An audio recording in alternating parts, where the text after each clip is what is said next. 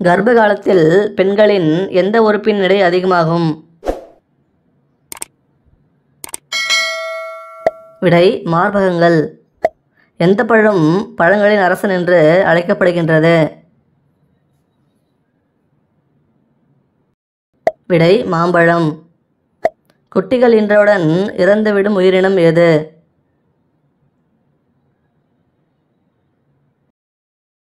விடை நண்டு. மனித மூளையில் எத்தனை மில்லியன் நரம்பு செல்கள் உள்ளன? விடை 12,000 மில்லியன்.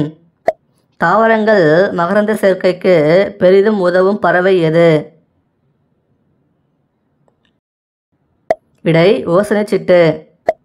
ஆணுறுப்பின் மிகவும் உணர்ச்சி மிக்க பாகம் எது? விடை பிரணுலம்.